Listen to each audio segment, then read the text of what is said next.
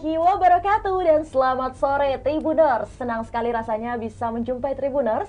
Tentu saja bersama saya Kinan Aulia, kita kembali dalam program Bincang Kampus. Nah, pada program Bincang Kampus kali ini kita sudah mengundang dua mahasiswa yang pastinya dua anak ini berasal dari universitas terkenal di Kota Makassar, Universitas Negeri yakni Universitas Hasanuddin. Nah, mereka berdua ini dari jurusan yang berbeda dan pastinya akan membahas satu tema, kita bertiga akan membahas satu tema mengenai menangani learning loss pasca pembelajaran jarak jauh. Seperti yang kita ketahui Tribuners semuanya dimanapun berada bahwa memang pembelajaran jarak jauh ataupun juga pembelajaran yang menggunakan berbagai platform ya, platform sosial media maupun juga aplikasi yang ada di smartphone memang membuat kita harus beradaptasi dengan keadaan yang ada, sehingga semua teman-teman, siswa-siswi, mahasiswa, bahkan seluruh sivitas akademika dimanapun berada pastinya harus beradaptasi dengan kondisi 2 tahun kemarin, di mana kondisi itu cukup membuat kita juga terpuruk bahkan dari segi pendidikan maupun juga ekonomi. Untuk itu kita akan dengarkan langsung bagaimana opini mahasiswa saat ini yang juga mungkin sudah kembali beraktivitas seperti sedia kala ya, ataupun juga telah mengalami pembelajaran secara tatap muka. Langsung saja saya mau menyapa dulu dua narasumber kita sudah berada di studio Tribun Timur. Yang pertama di samping saya sudah ada adik apa nih? Adik aja ya. Adik. Udah ada Sarping Saputra selaku mahasiswa Fakultas Hukum Universitas Hasanuddin. Halo Sarping, assalamualaikum. Ya, waalaikumsalam warahmatullahi wabarakatuh. Oke, sapa dulu dong teman-temannya. Ya. Saya memperkenalkan diri. Boleh, ya, boleh. Baik. Jadi nama saya Sarping Saputra, ya benar tadi yang dikatakan host, saya juga dari Fakultas Hukum Universitas Hasanuddin. Oke, sapa dulu dong temannya. Komang, silakan memperkenalkan diri. Oh, gak mau disapa nih teman-temannya semua? Oh iya, ya. Halo teman-teman. Aduh, jangan kaku ya, Sarpingnya tenang. Oke, di samping Sarping udah ada juga nih Komang Agus Rai Ardika. Oke, ini namanya agak-agak kayaknya bukan orang Makassar nih ya. Oke, ya, dipanggilnya siapa? Agus, Kak Kinan. Oh, malah Agus ya, tapi nama depannya Komang. Oke, Komang ini merupakan mahasiswa Fakultas Farmasi Universitas Hasanuddin. Halo Agus, apa kabar? Halo Kak Kinan, kabar saya baik. Oke, kabar saya baik. Ih, lucu banget ya. Oke, sapa dulu dong teman-teman ya, sapa Tribuners. Halo Tribuners, selamat datang di podcast kali ini. Oke, udah gantiin host ya. Oke, baik. Kalau untuk tadi Kak Kinan lupa, untuk Sarping sendiri gimana kabarnya? Kabar saya baik. Baik, sehat ya. Sehat. Oke, tapi by the way kalian nih anak-anak semester berapa sih? Kayaknya masih muda-muda ya. Jangan-jangan anak semester udah baru, tua atau apa nih? Dari Sarping dulu. Ya, jadi saya sudah semester 7 persiapan untuk menyusun skripsi. Oke, udah mahasiswa akhir ya. Iya, Semangat gitu, maksudnya. semangat. Untuk Agus semester berapa? Ya, Kak Kinan, saya sendiri juga sama seperti Sarping di semester 7 sekarang. Oke, kalian kompak ya. Iya. Oke, jadi skripsinya cepet diselesaikan. Ya. Apalagi saat ini disaksikan banyak orang ya. Oke. Nah, berawal dari perbincangan kita bertiga, mungkin saya mau mulai dulu dari siapa ya? Dari Sarping aja, tapi dipanggilnya Sarping ya. Sarping. Dari Sarping dulu deh. Ini namanya unik banget Kak Kinan suka. Nah, Sarping 2 tahun kemarin kita memang mengalami masa-masa sulit. Tapi sebelum kita membahas juga tentang era pandemi kemarin, pembelajaran pandemi kemarin, menurut Sarping nih sebagai mahasiswa semester 7 Universitas Hasanuddin, definisi mahasiswa di kepala kamu itu seperti apa sih? Sama seperti yang lain katakan, saya kira mahasiswa sebagai agent of change, jadi perubahan. Oke, agent perubahan ya. Jadi kedepannya mahasiswa harus melahirkan perubahan-perubahan. Benar. Oke, seperti apa mungkin?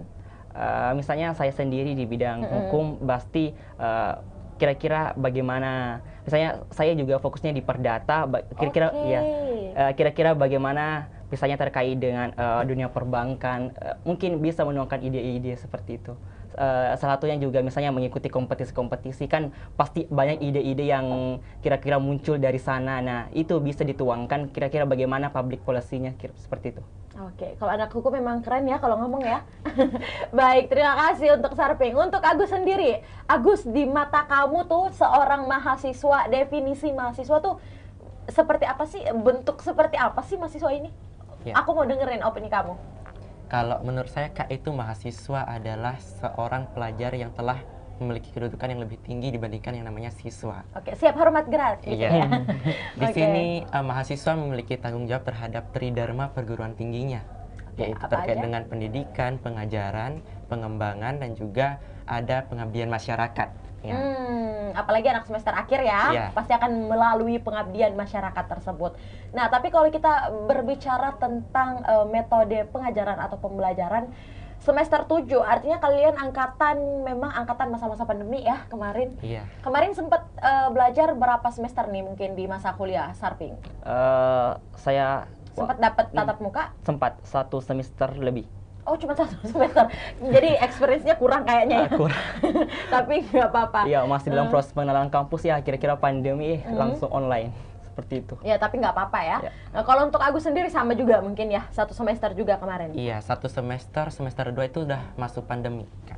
Tapi kan maksudnya kamu tuh anak farmasi ya, otomatis akan banyak praktek-praktek juga. Itu bagaimana tuh efisiensinya kemarin?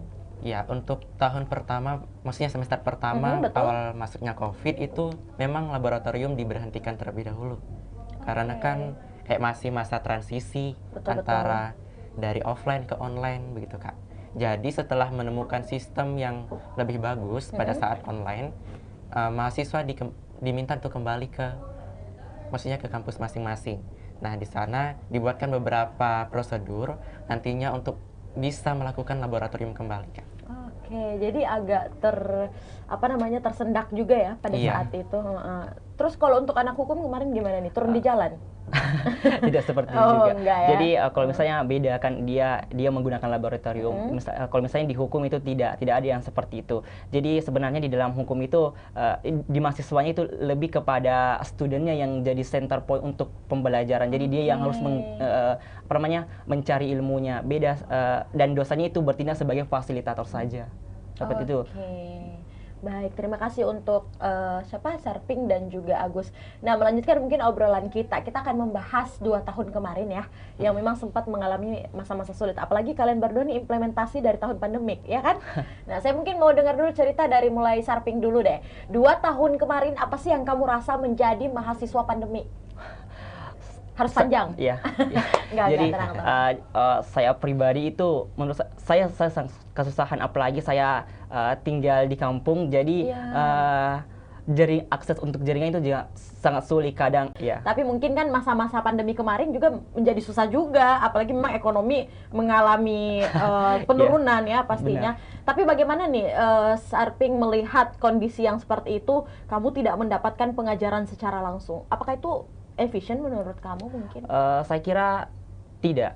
Dan apalagi kalau misalnya kita sebagai apalagi misalnya nge-Zoom dan apalagi dosanya yang tidak responsif begitu, jadi kadang kita terdorong juga untuk ikut bermalas-malasan seperti itu sebenarnya. Saya merasakan hal itu. Oke, ada satu kalimat yang saya highlight adalah dosen yang kurang responsif. Tapi tahan dulu, siapkan opininya, saya akan tanya lagi. Saya akan selanjutnya ke Agus ya.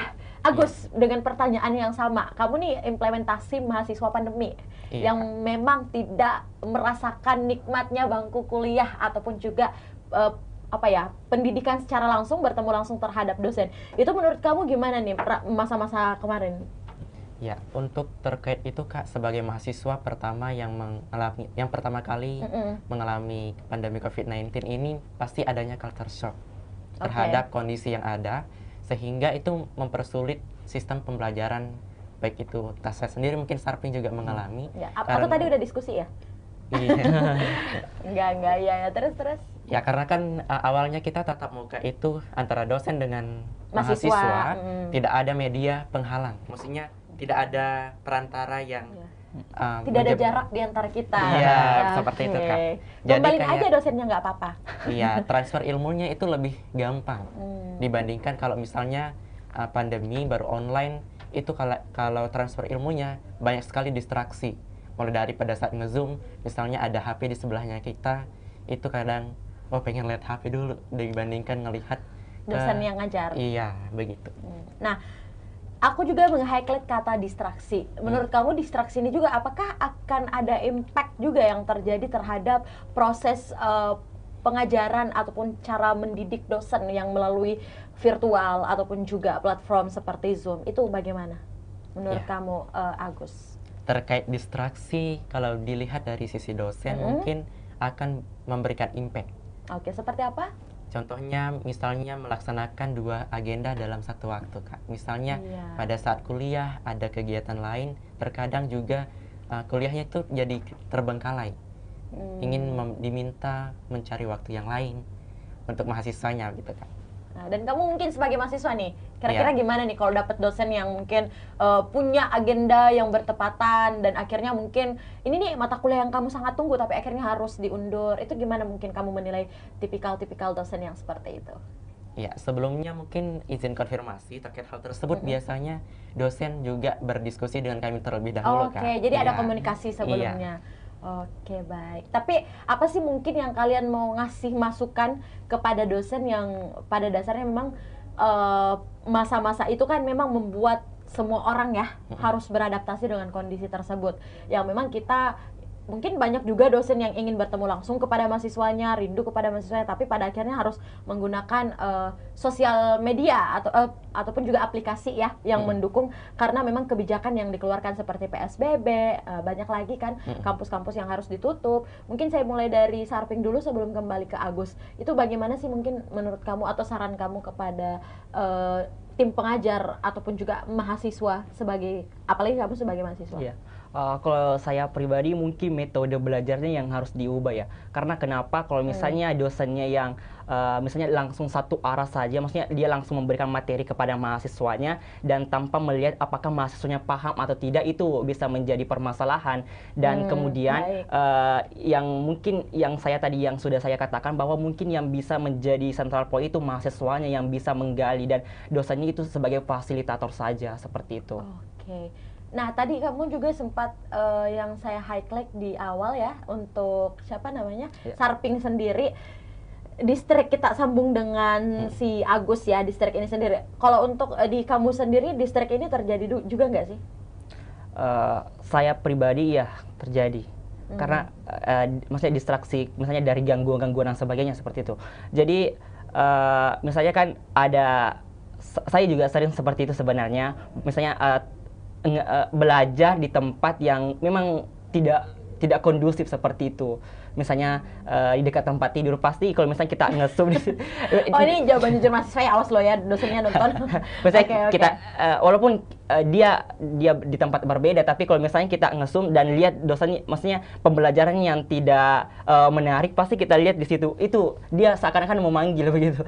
Tempat tidurnya memanggil ke situ seperti itu. Tapi memang mungkin impact terburuknya dari pembelajaran virtual itu adalah sebagai mahasiswa tuh kita langsung jadi generasi mageran. Setuju nggak? Setuju. Iya. Aku mau minta opini kalian dengan generasi mageran. Mungkin mulai dari Agus dulu, bagaimana? Maksudnya gimana nih, Kak? Generasi mageran tuh menurut kamu gimana sih dengan pembelajaran kemarin? Oh iya, generasi mageran menurut saya itu salah satu generasi yang mungkin lebih banyak dampak buruknya dibandingkan dampak negatifnya. Karena kalau misalnya kita lebih kurang beraktivitas, tentunya kesehatan juga menjadi terganggu. Padahal kan pandemi COVID-19 mengharuskan kita untuk menjaga pola hidup yang sehat. Iya. Gitu kan. Kemarin disuruh produktif ya, tapi kayaknya bantal manggil terus. Iya. Sepakat nggak? Sepakat. Oke. Sekarang untuk opini anak hukum nih, generasi mageran tuh menurut kamu gimana sih? Saya sebenarnya tadi setuju sama yang dikatakan Koma bahwa banyak dampak negatifnya, dan generasi mager terus maunya healing seperti itu. Maunya banyak healing seperti itu. Tapi kamu suka healing kan? Suka lah. Aduh, gimana nih, seru banget ya. Nah, baik, sekarang kita menuju pembahasan tentang learning loss ini sendiri. Ini kan learning loss bukan cuman untuk mahasiswa pendidikan tinggi, tapi banyak adik-adik kalian yang di SMA, SMP, bahkan SD yang mungkin belum siap dengan keadaan yang kemarin, belum paham juga tentang penggunaan aplikasi. Mungkin saya mulai dulu dari Agus deh. Bagaimana sih menurut kamu sebagai mahasiswa ya, atau sebagai masyarakat deh, saat ini kamu sebagai tokoh masyarakat misalnya, dalam menangani learning loss itu sendiri? Apa-apa nih kira-kira yang akan kamu berikan masukan-masukan atau saran? Oke, Kak Kinan, terima kasih kesempatannya. Baik, harus kayak gini ya. Ya, jadi untuk mengatasi learning loss, saya sebagai agen of change atau agen perubahan di sini memberikan beberapa tips yang salah satunya kami sudah tuangkan dalam program kreativitas mahasiswa ini, Kak. Wow. Ya. Dalam program kreativitas mahasiswa ini program jurusan berarti ya? Program kayak semacam lomba untuk seluruh universitas di Indonesia, Kak. Luar biasa, kita tepuk tangan dulu yuk. Wow, dan Unhas merupakan salah satu di antara delegasi banyak kampus juga. Iya. Baik, silakan dilanjutkan lagi yang tadi. Gimana lagi nih Iya. Agent of Change? Ya, untuk metodenya itu sendiri sebenarnya sangat sederhana, Kak. Ini kembali ke dasar, yaitu tentang pentingnya tahu cara belajar. Oke, baik. Ya, dari pentingnya tahu cara belajar tersebut, maka kita bisa menemukan pada akhirnya itu menemukan metode belajar yang efektif, Kak. Nah, metode belajar efektif ini sendiri nantinya mampu mengatasi yang namanya learning loss tadi. Oke. Itu, Kak, secara singkat. Ada 2 poin ya yang kamu Iya. sampaikan. Nah, mungkin bisa dijelaskan secara singkat 2 poin yang kamu sampaikan ini, belajar efektif atau metode yang efektif itu apa sih kira-kira, mungkin Kakak Agus gitu. Iya. Jadi kalau belajar efektif itu sebenarnya ada siklusnya, Kak. Ada 4 tahap siklus belajar efektif. Yang pertama itu do, yang kedua learn, yang kedua itu review, yang ketiga learn, dan yang keempat itu apply. Apa artinya? Yang pertama do. Kita itu belajar suatu hal pasti ingin melakukan atau mencoba. Kemudian kita membayangkan atau review. Selanjutnya kita mempelajari hal tersebut atau learn. Nah, ketika sudah melakukan do, review, and learn, maka kita harus melakukan yang namanya penerapan atau aplikasi di dalam kehidupan kita, agar apa yang kita pelajari itu lebih terserap ke dalam otak kita. Kita melakukan active learning untuk bisa mengatasi learning loss itu sendiri. Luar biasa. Jadi ada 4 tahap ya Iya. yang harus dilakukan buat teman-teman nih yang mungkin udah learning loss mungkin atau mengalami kesulitan. Nah, baik, terima kasih untuk Agus. Nah, sekarang kita mau dengerin opini anak hukum. Bisa keluarin undang-undang boleh juga. Enggak ya. Nah, menurut siapa namanya, Sarping sendiri ya. Sarping, gimana sih mungkin cara atau saran kamu, tips dari kamu kira-kira dalam menangani loss learning ini sendiri? Pandangan hukum boleh, atau dari kacamata kamu juga boleh, silakan. Oh ya, jadi sama tadi yang saya sudah sampaikan bahwa metodenya yang harus diubah. Yang mana tadi yang meng-highlight tadi yang sudah dikatakan Komang, bahwa terdapat metode di mana kita bisa lebih cepat memahami pelajaran. Ibaratnya kita mundur 1 langkah, tujuannya apa? Tujuannya untuk maju 3 langkah. Seperti itu. Ibaratnya kita asap pisau, kemudian untuk memotong bawang, pasti pisaunya cepat terpotong, seperti itu. Nama metodenya itu learning to learning. Jadi sebenarnya learning to learning itu diambil dari kata meta learning. Meta artinya most effective technique available. Jadi teknik tersedia dalam pembelajaran. Cara memperoleh teknik tersebut itu ada 5 tahap. Pertama itu mengetahui apa sih sebenarnya pentingnya tahu cara belajar. Yang kemudian ada menemukan tujuan belajar. Yang ketiga menemukan sistem pola pembelajaran, sistem belajar, sampai menemukan metode belajar sendiri, seperti itu. Yang tadi sudah dikatakan kita mundur 1 langkah untuk maju 3 langkah. Dan yang perlu di-highlight juga adalah terkait dengan metode yang digunakan. Misalnya terkait dengan menemukan pola pembelajaran itu, salah satunya adalah menggunakan teknik Pomodoro. Jadi artinya teknik Pomodoro ini salah satu teknik belajar di mana kita 25 menit fokus, kemudian 5 menit bebas. Jadi seperti itu. Jadi kayak ada brainstorming ya? Seperti itu. Jadi kan saya pernah mendengar satu penelitian bahwa manusia itu tidak bisa fokus lama. Nah, jadi untuk mengatasi hal itu menggunakan teknik Pomodoro. Jadi teknik Pomodoro itu kita belajar 25 menit kita konsisten untuk belajar, dan kemudian 5 menit kemudiannya kita istirahat, kita bebas scroll Instagram, TikTok, Facebook dan sebagainya, seperti itu. Oke, jadi menggunakan 25 menit ya sebagai fokus belajar, 5 menitnya kemudian kita bisa ngapain aja mungkin ya, nggak fokus sama apa yang kita kerjakan lagi. Ih, luar biasa ya anak farmasi sama anak hukum. Aduh, kalian ini calon dosen nih. Ya, aminin dong. Gimana sih? Oke, nah ada pertanyaan menarik dari pernyataan yang kalian ungkapkan di sini. Saya mau tahu nih, kira-kira dari mahasiswa farmasi dan juga hukum, pola belajar yang seperti apa sih yang kalian buat? Aku mau dengerin. Sehingga kalian kan implementasi masa pandemi kemarin. Sehingga sampai saat ini mungkin apakah kalian juga ikut mengalami learning loss, atau cara kalian bangkit dari learning loss itu? Kalau memang sempat mengalami ya. Mungkin dari Agus dulu. Iya, Kak Kina. Pola belajar seperti apa sih si Agus ini? Kalau pola belajarnya saya, Kak, itu lebih suka, kan pertama tentu mendengarkan langsung penjelasan dari dosen, baru saya mencatat materi-materi penting yang disampaikan, baru mengulangi kembali di malam harinya. Ataupun melakukan latihan-latihan soal, mencari-cari jurnal ilmiah untuk dibaca. Jujur saya memang suka membaca Kak gitu. Jadi buku favoritnya apa? beberapa buku Kak. Kalau yang paling saya suka itu Atomic Habit. Ya. Baik. Jadi untuk kemarin itu sebenarnya saya sendiri sempat mengalami yang namanya learning loss. Kenapa? Yang di awal saya katakan bahwa adanya culture shock terhadap sistem pendidikan yang ada. Adanya perubahan pola pembelajaran, itu mengakibatkan saya mengalami learning loss. Tapi apa yang membuat saya bangkit bahwa saya sadar kondisi yang ada justru harus kita manfaatkan dengan sistem pembelajaran atau teknik baru yang perlu kita pelajari dan perlu kita pahami bersama. Jadi kalau misalnya dihadapkan oleh dua kondisi, itu perlu kita adaptasi. Jangan sampai terbelenggu ke dalam kedua kondisi tersebut dan masuk ke dalam jurang yang berdampak negatif terhadap diri kita sendiri. Luar biasa ya. Baik, kalau untuk Sarping sendiri apa nih kira-kira pola belajar yang kamu gunakan dari masa pandemi sampai saat ini sehingga kamu tuh masih semangat nih bersama Agus, apa kira-kira deh? Jadi kan di Unhas itu biasanya sebelum proses pembelajaran ada RPS-nya, rencana pembelajaran. Jadi biasanya saya sebelum masuk semester saya sudah lihat RPS-nya seperti itu. Kalau misalnya sudah ada dan di Unhas juga menggunakan Sekolah. Jadi ada kayak semacam tugas yang diupload, kemudian dosen memberikan tugas, kemudian tugasnya diupload ke situ. Dan biasanya hampir sama tadi sama Koman, sebelum esoknya mulai pembelajaran saya mencari dulu materinya seperti apa supaya besoknya pada saat di kelas itu sudah mulai sudah ada start lebih awal dari teman-teman saya seperti itu Kak. Oke. Jadi kayaknya kamu curi start duluan ya. Iya, benar.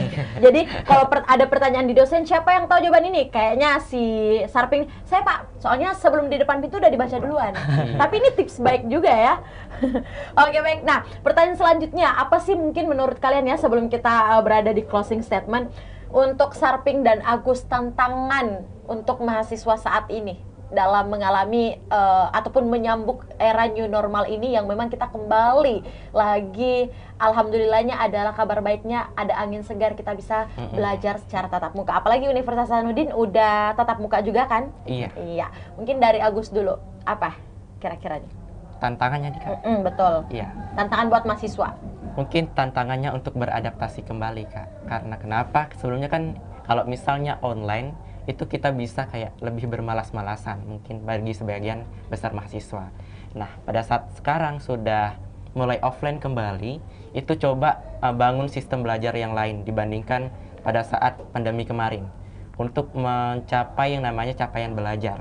Jangan sampai kita sudah membayar uang kuliah tunggal dan sebagainya yang notabene bukan biayanya dari kita sendiri juga, apalagi yang dibiayain orang tua. Betul, begitu, Kak.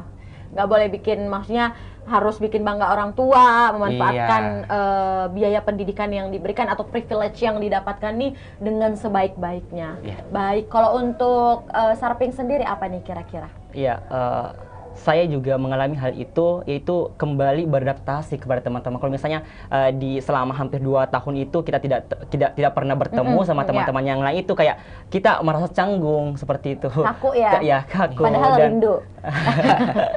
yang dari sebelumnya kita cuma lihat secara virtual, langsung Zoom, ya? ketemu secara langsung di kampus, itu juga menjadi tantangan buat saya untuk kembali beradaptasi. Yang kedua, tantangan apa jatuh cinta? Tantangan. Tantangan yang kemudian juga misalnya kan berorganisasi juga itu juga penting Kak. Jadi itu juga menjadi tantangan buat mahasiswa yang mana harus memilih apakah dia menjadi organisatoris ataukah dia menjadi ya mahasiswa kupu-kupu seperti itu. Oh, kupu-kupu ya. Kupu-kupu apa tuh? Kuliah pulang. Artinya mahasiswa yang mungkin datang kampus, pulang lagi. Ya. Itu kan berarti anak-anak kampus kupu-kupu ya kalau bahasanya. Siapa namanya bahasanya Sarping. Baik, yang terakhir sebelum kita closing statement buat kalian berdua, apa sih mungkin masukan kalian kepada para pendidik ataupun juga mungkin pemerintah ya? Apalagi kalian sebagai mahasiswa wajib memberikan pandangan atau opini publik, itu boleh juga. Kira-kira apa sih mungkin saran kalian atau mungkin tanggapan kalian atau masukan boleh juga kepada mungkin pemerintah, pendidik, atau sivitas akademika yang ada di Unhas tentang saat ini pembelajaran yang sudah saat ini terjadi, yaitu pembelajaran secara tatap muka. Mungkin apa yang mau ditingkatkan atau apa? Saya mulai dari Sarping dulu deh, kira-kira apa, silakan. Ya, jadi yang tadi sudah saya juga katakan bahwa metode belajarnya yang harus diubah, yang mana mahasiswanya harus jadi center point di situ. Dan saya yang tadi yang juga saya sudah katakan, yang Koma juga katakan bahwa ada metode tadi learning to learning, yang banyak penelitian mengatakan apabila kita sudah menemukan metode belajar kita sendiri, maka lebih mudah memahami pelajaran seperti itu, Kak. Jadi yang juga saya juga suka nonton, dan kalau misalnya saya lihat di apa namanya, filmnya apa? Ya, misalnya How to Get Your Murder. Oh iya, kayak pembunuhan-pembunuhan begitu, Kak. Jadi tapi jangan dibunuh ya. Ya, bukan kayak pembelajaran begitu. Dia kayak kalau misalnya kita lihat pada saat mereka luar negeri dia belajar itu kayak pada saat di kelas itu sudah berbasis case. Kalau misalnya di dalam hukum dia case, dan kemudian materi-materi yang sifatnya teori dan sebagainya itu di malamnya mereka pelajari di malamnya. Jadi mereka pada saat di kelas itu berdiskusi terkait dengan apa sih kasus yang terjadi. Jadi kalau misalnya di hukum itu langsung relate sama kondisi masyarakat seperti itu. Bagaimana penyelesaiannya dan sebagainya. Tapi kalau harapan, kamu ada harapan nggak mungkin terhadap sistem pendidikan yang ada sekarang? Ya, itu tadi yang sudah saya katakan bahwa metode belajarnya yang berubah, dan kemudian mahasiswanya yang menjadi harus center point. Oke, jadi dua ya metode yang memang diperbaiki, terus juga mahasiswa harus menjadi center point. Keren sekali, terima kasih untuk Sarping. Sekarang Agus, apa nih mungkin sebagai closing statement juga harapan kamu atau saran atau masukan kepada tenaga pendidik atau pemerintah atau siapapun nih yang memang ikut andil juga dalam perkembangan pendidikan yang ada di Indonesia, khususnya di Sulawesi Selatan? Ya, mungkin masukannya itu tetap mempertahankan yang namanya Student Center Learning, Kak, SCL. Sebenarnya Universitas Hasanuddin ini sudah masuk ke dalam tahap tersebut, Student Center Learning. Nah, adapun masukan yang dapat saya berikan mungkin tidak hanya bagi sivitas akademika, tetapi justru kepada mahasiswa itu sendiri, yaitu terkait dengan betul yang dikatakan Sarping, menemukan metode belajar sendiri, Kak. Kenapa? Karena hal ini penting, bukan untuk orang lain, tapi bagi diri kita sendiri. Ini juga sangat bermanfaat dalam berbagai aspek kehidupan, bukan hanya di kampus, bahkan nanti di dunia kerja juga bisa mendapatkan impact yang positif. Oke, tapi harapan, kamu ada harapan mungkin nggak? Harapan dari pribadi atau apa mungkin? Harapannya untuk pendidikan di Indonesia mungkin bisa berkaca kepada negara-negara dengan sistem pendidikan yang terbilang lebih maju, lebih baik. Karena kenapa? Beberapa data bahkan mengatakan kalau pendidikan di Indonesia itu tertinggal 128 tahun, gitu, Kak. Jadi seharusnya sejak saat ini bahkan kita harus memulai sebuah sistem pendidikan yang lebih baik, begitu, Kak. Oke, artinya banyak pekerjaan ataupun juga PR ya buat kita semua, mau mahasiswa, sektor tenaga pendidik ataupun juga dosen, sivitas akademika, pemerintah, seluruh pokoknya sektor berkolaborasi dalam upaya peningkatan mutu pendidikan yang ada di Indonesia, yang kalau tadi dikatakan oleh Agus nih ada peringkat dan kita tertinggal ratusan di atasnya ya. Baik, kalau gitu kita tepuk tangan untuk kalian berdua, boleh ya? Luar biasa nih. Baik, terima kasih banyak untuk dua mahasiswa yang ganteng, cerdas, juga baik sekali ya opininya pada hari ini. Harapan Kak Kinan pastinya kalian nih ngerjain skripsi baik-baik, cepat, jangan ditunda-tunda. Dan yang paling penting kalian berdua bisa jadi agent of change seperti yang dikatakan oleh Sarping, dan kedepannya juga kalian bisa men-share ataupun juga menginspirasi seluruh Tribuners, pemirsa maupun juga teman-teman kalian yang saat ini menyaksikan kita, khususnya mahasiswa dan mahasiswi Universitas Hasanuddin. Terima kasih banyak untuk Sarping, terima kasih untuk Kak Agus, kok aku manggil kakak ya, untuk Ade Agus, untuk Ade Sarping dari Hukum dan juga Farmasi Universitas Hasanuddin. Semoga kita nanti bertemu lagi ya, undang Kak Kinan kalau wisuda, oke? Baik, terima kasih banyak Tribuners dan seluruh pemirsa dimanapun berada yang telah menyaksikan program Bincang Kampus, dan pastinya bersama Sarping dan juga Agus dari Fakultas Hukum dan Farmasi Universitas Hasanuddin, yang dimana pada hari ini kita udah membahas banyak sekali experience mereka terhadap pembelajaran pandemi ataupun juga learning loss. Semoga apa yang kita sampaikan pada hari ini bisa bermanfaat untuk teman-teman dan Tribuners dimanapun berada. Saya Kinan Aulia, mewakili kru yang bekerja, pamit. Terima kasih, sampai bertemu lagi di episode berikutnya. Sampai jumpa dan wassalamualaikum warahmatullahi wabarakatuh. Waalaikumsalam.